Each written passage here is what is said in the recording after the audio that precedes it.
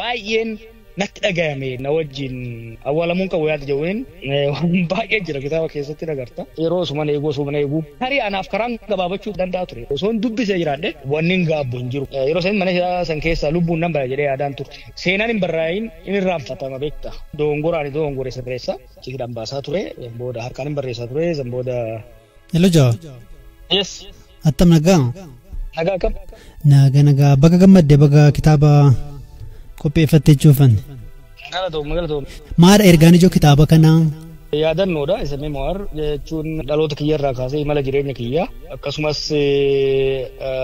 imala qabsoo qeerroo irratti waan yaadadhu waan ta'aa ture waan hojjetamaa ture akkasumas bara ce'umsaa keessas waan ta'aa ture kan inni mana hidhaatti barreessin amma qopheessee baase mata dureen isaa akkuma jettu hin gaabbuedha mata dureen xiqqaasaa immoo yaadannoo imala jireenya kiyyaatii fi qabsoo qeerroo Oromoo yaa akkuma mata dureen irraa agartutti dhaloota kiyyarraa kaasee haalota siyaasaa hawaasummaa dinagdeen an keessatti guddadde ka boodarra ilaalchaan qabaadhe irratti dhiibbaa godhataa turan akkasumas imala barnootaaf Singaappoor irraa kaasee Ameerikaatti biyyoota adda addaatti yeroon barachaa turetti muuxannoowwan sanis keessa deema. Jaansee immoo qabsootti hoggaan seenuu qabsoo nagaa irratti qophii godhamaa ture falmaa biyya alaatti goonaa turre gara jijjiiramaatti haalonni akkamitti akka dhufan kan jedhu hedduu isaa diiteel qabatee kan dhiyaatedha jechuudha. Mata dureen isaa hin gaabbu jedha maalidha ergaa akkamii dabarsuu yaadde?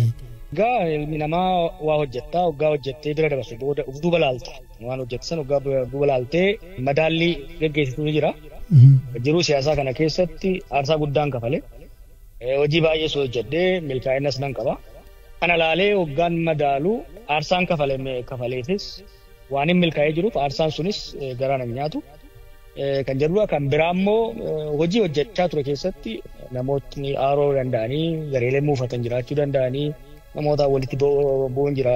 Sababni kanaafis qabsoo san bakkaan gahuudhaaf waan ta'eef qabsoo sun immoo boodarra galma waan ga'eef wanni hin gaabbu hin jiru kan jedhu yookiin immoo akka loqota gama baha Oromiyaatti sheenaan qabu jecha jedhuun kan laalamu no regret kan jedhu jechuudha. Mana hidhaa teessee barreessite moo eegasii booda barraa'e moo?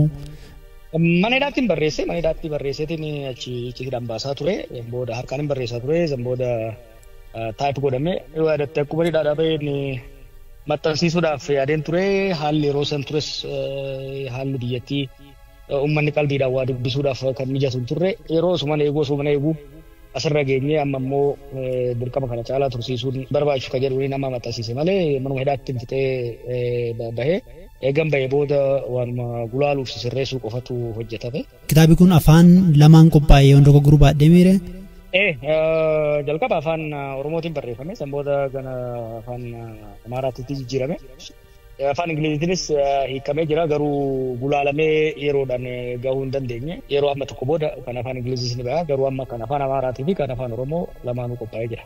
Kitaaba uummata barreessite keessatti wanti addatti namni eegu yookiin immoo kana duran dubbanne uummati argachuu danda'a? Waan baay'ee jira.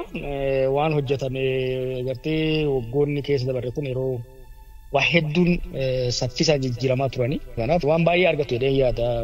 Bakka nufi jirurraa ilaalcha kiyyarraa waan inni yeroo san yaadadhurraa waan hin barreessee fi jedheeti yaada. Tarii haala siyaasa Itoophiyaa keessa jiru irratti waan furmaata keeku waan keessa dabarte waa'ee isaa sin tuqaa?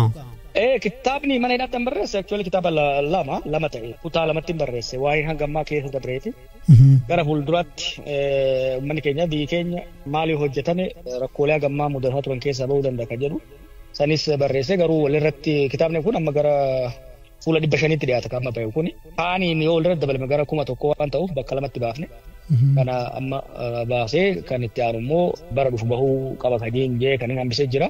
San kanaa geeku immoo boqonnaa tokko gara xumuraa irratti bifa goolabbiitiin kan hin kaa'ee jira.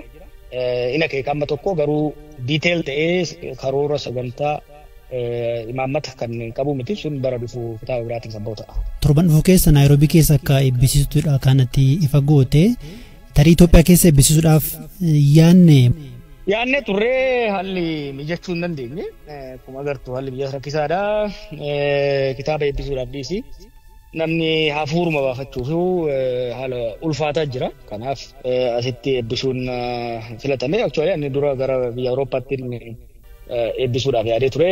Garuu hawaasni asii kun asitti eebbisuu qabna jedhanii nagaafannaan hin tole jedhee asirraa eegalee sammuu Jarmanii biyyoota UK gara Ameerikaatti deemee kan eebbifamu ta'a. Kitaaba kun tarii amma haala Itoophiyaan keessa jirtuun gaafa laallennu amma maaliif eebbisiisuu barbaadde? Addatti akka nama siyaasaatti wanti yaaddee wanti akeekte jira?